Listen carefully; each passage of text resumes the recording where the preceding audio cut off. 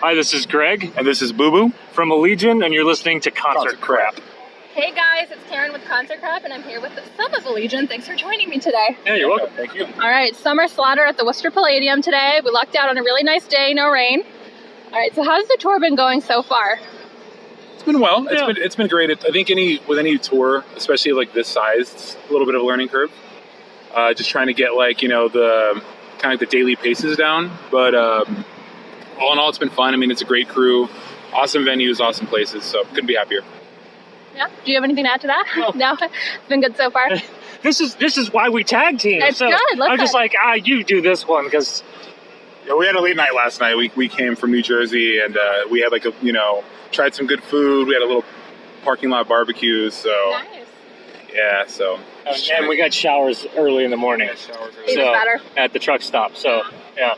That always makes a good day, right? Feeling good.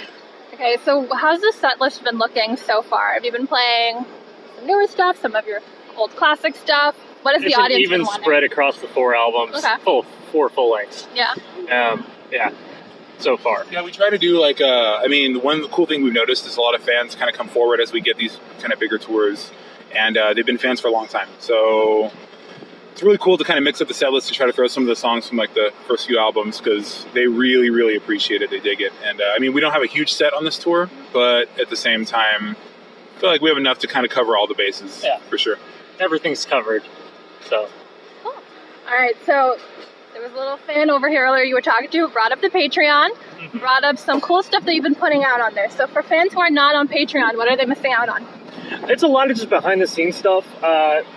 It seems like Facebook algorithms kind of sabotaged us. So anything we put up on Facebook, no one sees. Yeah. So it's been awesome because the people that actually pay for us, we're able to just funnel all our content that no one sees on Facebook directly to them. So it's all the tour diaries that we've been putting out. We're actually retooling the Patreon to make it more streamlined for people. Okay. So that as soon as we get off this tour, we'll really handle that. They'll be getting an EP. We're gonna do an EP just for Patreon. And then we put out music videos that no one but Patreon got to see. Yeah, a lot of exclusive stuff too. We're trying to set up we have tabs for our material that people have been asking for a long time. So we have kind of a fun, interesting way that we're going to introduce that to the Patreon. So that'll be an exclusive thing, as well as just limited edition merch that's coming. And like you said, we're retooling it a lot, but at the same time, it's a really, really cool space for a lot of the fans. I mean, you mentioned it, one of our fans, and just how cool it is to get a behind the scenes kind of introspection on everything. So it's cool, and we feel like we get to communicate. And then when they say, "Oh yeah, we support you on Patreon," it's just automatically it's "Oh, you get it, we're cool." Yeah.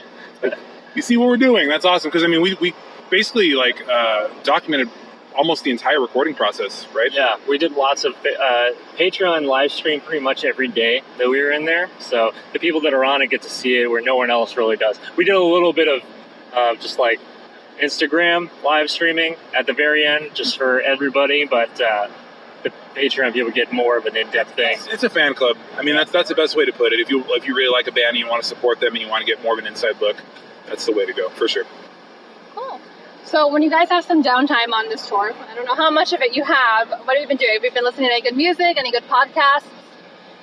Yeah, I was, so I'm kind of new to the podcast game.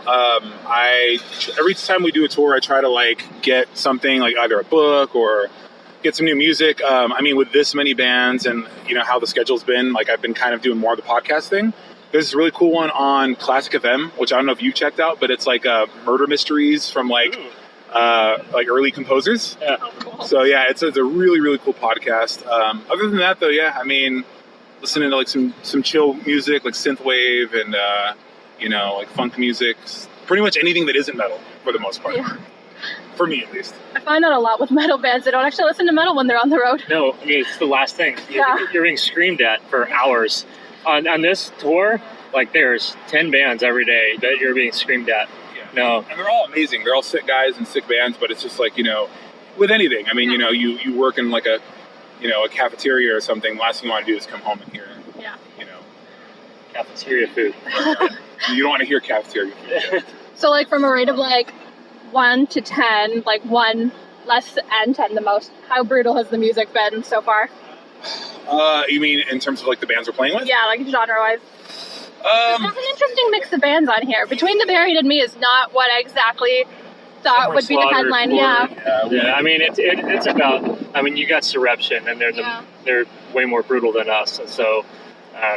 I mean, that's what you're looking at in the brutality front. What's really cool too is that we play directly in front of the Agony Scene, which is a band that hasn't toured I think since 2007, and they actually were kind of more of like a metalcore band when I was listening to them, and now they're kind of like doing more of like a death metal kind of thing, which I think is really cool, especially as a fan. But in terms of like brutality, it's not really like a brutal tour. It's more of like kind of, I mean, extreme is a good way to put it. I know that was like a big hot button issue, but I mean, BT Bam's like been pushing the envelope on like just extreme music, and in my opinion, like to being progressive and trying all these different things. I was extreme hot dog eating this morning. Yeah, dude, we have this inside joke where it's like everything we do on this tour is just extreme. So like we're doing extreme laundry.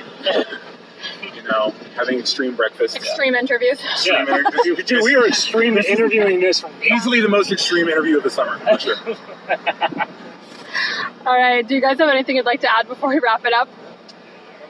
Yeah, we got a lot of cool stuff coming up. We just wrapped up the album, like Greg had mentioned. So that's done. We're turning in the masters next week.